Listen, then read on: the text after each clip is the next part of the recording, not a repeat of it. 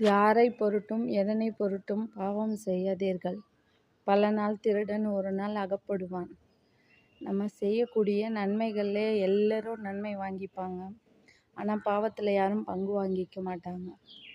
மற்றவர்களுக்கெல்லாம் நல்லதை செஞ்சுட்டு பாவத்தை நம்ம சுமக்க வேண்டிய சுச்சுவேஷனில் தான் நிறைய பேர் இருப்பாங்க. ஆனால் அந்த பாவத்தில் யாருமே பங்கு வாங்கிக்க மாட்டாங்க.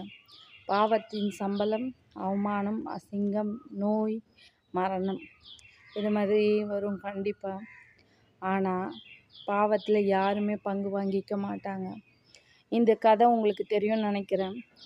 வால்மீகி என்ற ஒரு திருடன், அவர் ராமாயணத்தை இயற்றினார்.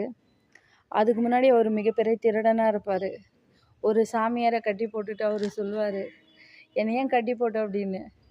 என் பிள்ளைகளும் அப்பா அம்மாவை மனைவியை காப்பாற்றணும், அதுக்காக தான் நான் இந்த வேலையை செய்கிறேன்னு. அப்படியா, நீ இப்போ உங்கள் வீட்டில் யாராச்சும் நீ செய்கிற பாவத்துக்கு பங்கு வாங்கிக்கிறாங்களா கேட்டுட்டு வா. பங்கு வாங்கிக்கிட்டா நான் என்னை என்ன வேணாலும் பண்ணிக்கோ அப்படின்னு சொல்லுவார். இவரும் போவார் வீட்டுக்கு. யாருமே பங்கு வாங்கிக்க மாட்டாங்க. வந்த பிறகு தான் அவருக்கு புத்தி வரும். ஞானம் பெற்று ராமாயணத்தை ஏற்றுவார். அதுதான், யாருமே யாருடைய பாவத்தையும் வாங்கிக்க மாட்டாங்க, புண்ணியத்தை வாங்கிப்பாங்க. கர்ணன் கிருஷ்ணனுக்கு கொடுத்தா மாதிரி. ஆனால் பாவத்தை மட்டும் யாருமே ஏற்றுக்க மாட்டாங்க. நீங்கள் செய்யும் பாவத்தை நீங்கள் தான் அனுபவிக்கணும். அதனால் யாரை பொருட்டும் எதனை பொருட்டும் பாவம் செய்யாதீங்க.